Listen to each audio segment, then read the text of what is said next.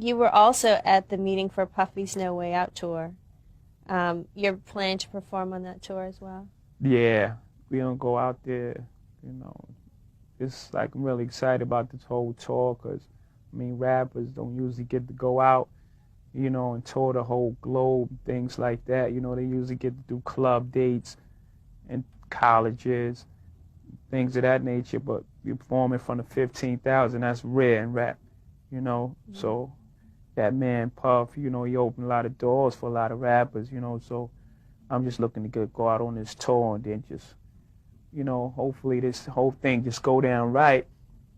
And we go on tour like every year, like Rolling Stone and Green Day, That's what they do. Right. And I heard at the meeting that Puff laid down a lot of pretty tough rules as far as,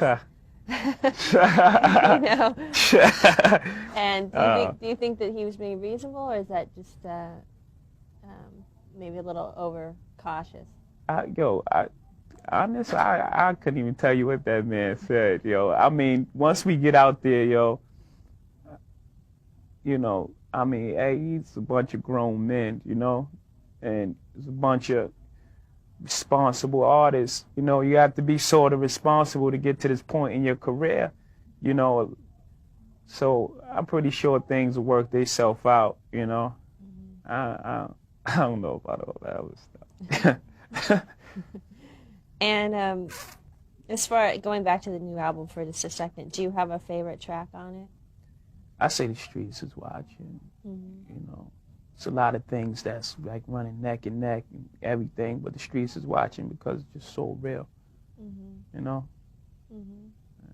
And then I guess one last question is, what do you say to some of the heads that are saying that maybe this album is going in a different direction than what they wanted, or it's a little more commercial than the last one? I would just say, I mean, everybody's trained to look for a certain thing after a first album. They already that's what they're expecting. You know what I mean? It seems like soon as it's like anything that differs from the last album, it's like, see, told you. You know what I mean? Like they just looking for that. But if you listen to every single song that's on this album, you see it doesn't different. The music may have grown as I've grown, you know what I mean? But everything is pretty much the same. It's just more in depth. If anything, it's a raw album than the last one to me. Mm-hmm. Me and Big used to be like, we went to high school together.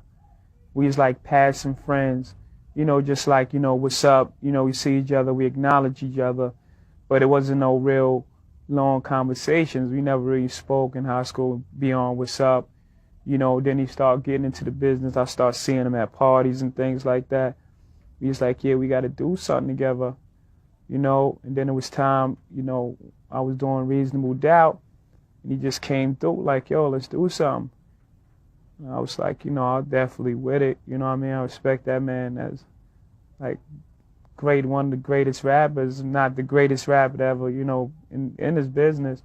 So we just did Brooklyn Finest, and that just started something right there. Then we seen we had a lot of things in common, a lot of similarities, same sense of humor and things like that. So we just start clicking and calling each other and things like that. So